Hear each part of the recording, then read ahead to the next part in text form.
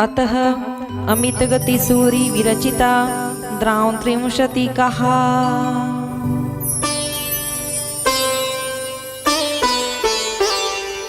सत्त्वेषु मैत्रीं गुणेषु प्रमोदं क्लिष्टेषु जीवेषु कृपापरत्वं माध्यस्त्वभावं विपरीतरक्तो सदा ममात्मा विददातु देव।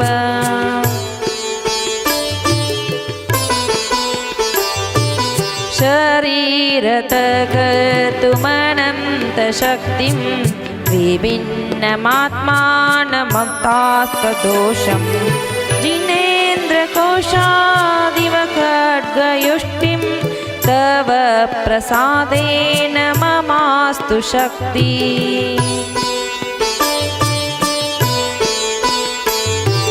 दुःखे सुखे वैरिनिबन्धुवर्गे योगे वियोगे भुवने वने वा निराकृताशेष मम त्वबुद्धे समं मनो मेस्तु सदापि नाथ।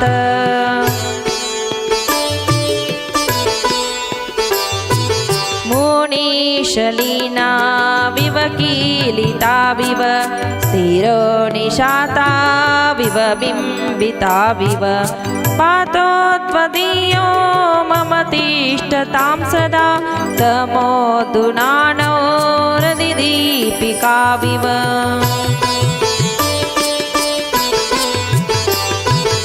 एकेन्द्रियाद्या यदि देवदेहिना प्रमादत सञ्चरता इतस्त चता विभिन्ना मिलितानि पीडिता तदस्तु मिथ्या दुरनुष्ठितं तदा।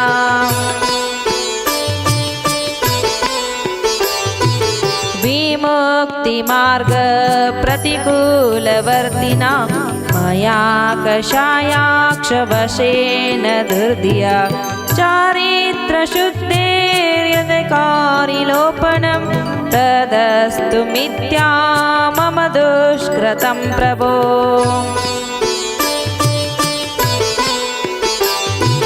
विनिन्दनालोचनगरैर्नैहरं मनोवचकाय कषाय निर्मितं निहिन्मि पापं भवदुःखकारणं विषं मन्त्रगुणैरिवाखिलम्।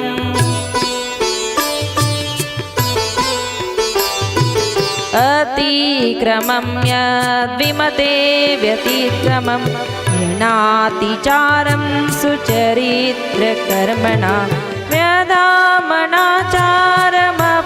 प्रमादत प्रतिक्रमं तस्य करोमि शुद्धे।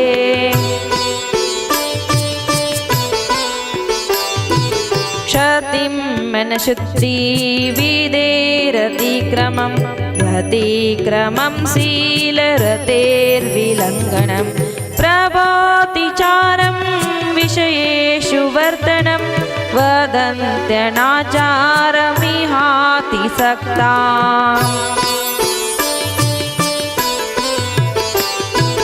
यदर्थमात्रा पदवाक्यहीनं मया प्रमादाद्यदधि किञ्चनोक्तं तन्मे क्षमित्वा विदधातु देवी सरस्वती केवलबोधलब्धिम्।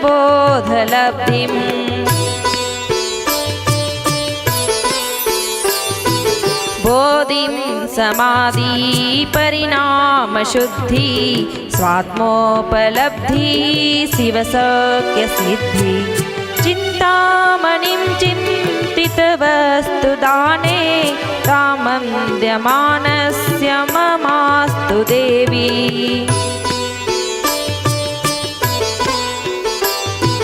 यस्मर्यते सर्वमुनीन्द्रवृन्दे यस्तूयते सर्वनरामरेन्द्रै यो योगिनिधिविदपुराण शास्त्रे सदेव देवो हृदये ममास्ताम् यो दर्शन ज्ञान सुख स्वभाव समस्त संसार विकार बाह्य समाधिगम्य परमात्म संज्ञ सदेव देवो हृदये ममास्ताम् निषूदते यो भवदुःखजालं निरीक्षते यो जगदन्तरालं योऽन्तर्गतो योगी निरीक्षणीय सदेव देवो हृदये ममास्ताम् विमुक्तिमार्ग प्रतिपादको यो जन्म मृत्यु वसनाद्यतीत त्रिलोकलोकी विकलोकलङ्क सदेव देवो हृदये ममास्ताम्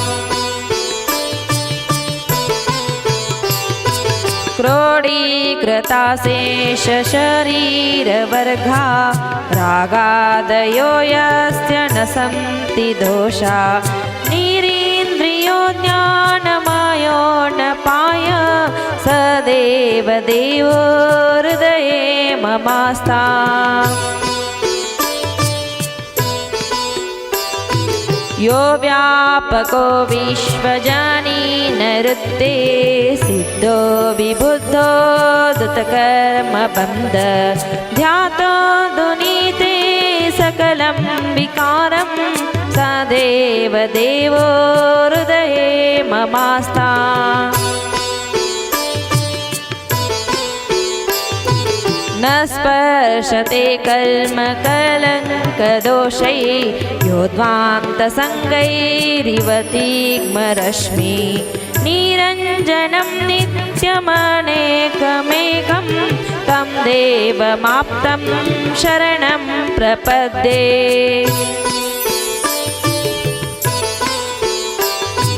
विभासते यत्र मरीचिमाली न विद्यमाने भुवनावभाषि स्वास्मतितं बोधमय प्रकाशं तं देवमाप्तं शरणं प्रपद्ये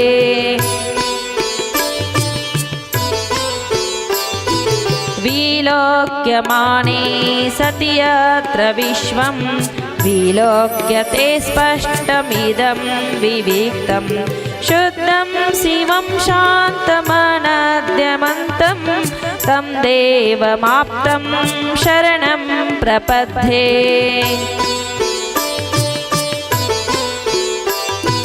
येन क्षतामन्मतमानमूर्छा विषादनिद्रा भयशोकचिन्ता क्षयो नलिनेव तरुप्रपञ्च तं देवमाप्तं शरणं प्रपद्ये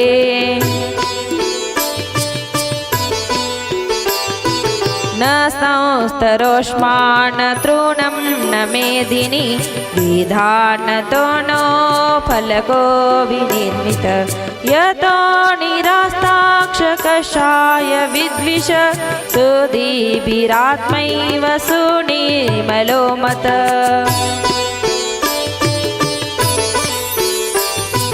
न संस्तरो भद्रसमाधिसाधनं न लोकपूजा न च सङ्गमेलं यतोस्ततोऽध्यात्मरतो भवानिशं विमुच्य सर्वामपि बाह्यवासनम् न सन्ति बाह्या मम केचनार्था भवामि तेषां न कदाचनाहम् इत्थं विनिश्चित्यमुच्च बाह्यं स्वस्थ सदा त्वं भव भद्रमुक्तये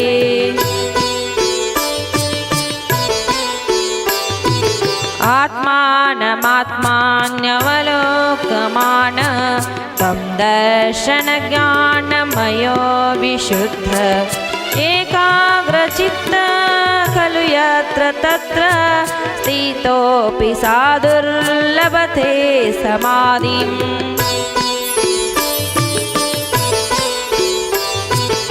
एक सदा शाश्वतिको ममात्मा विनिमलसादिगमस्वभाव बहिर्भवासन्त्य परे समस्ता न शाश्वता कर्मभवा स्वकीया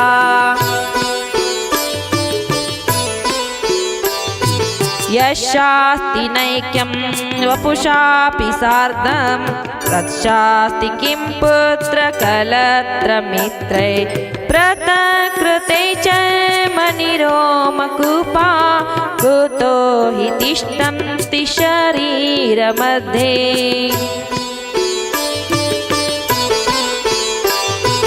संयोगतो दुःखमनेकभेदं यतोऽश्नुते जन्मवने शरीरी ततस्त्रिधासो परिवर्जनीयो ईयासुनानिवृत्तिमात्मनीना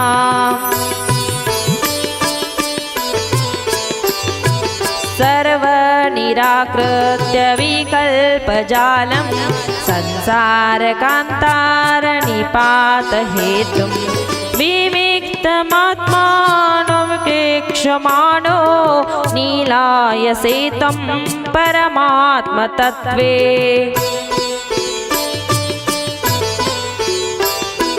स्वयं कृतं कर्म यदात्मना पुरा फलते तदीयं लभते शुभाशुभं परेण दत्तं यदि लभ्यते स्फुटं स्वयं कृतं कर्म निरतकं तदा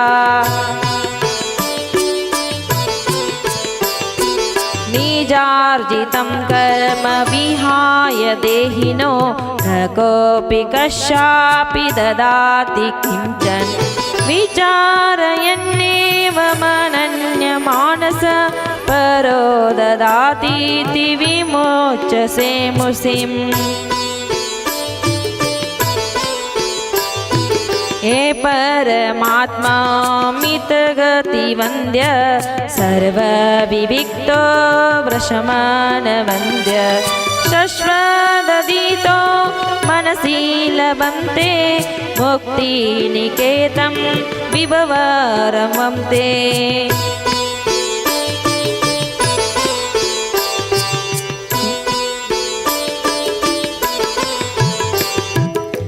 यो नन्यगतचेतस इति दाम्त्रिंशवत्ते परमात्मनामीक्षते यो नन्यगतचेतस्को यातस्योपदमव्ययम् इति मितगतिसूरिविरचित 33 कहा।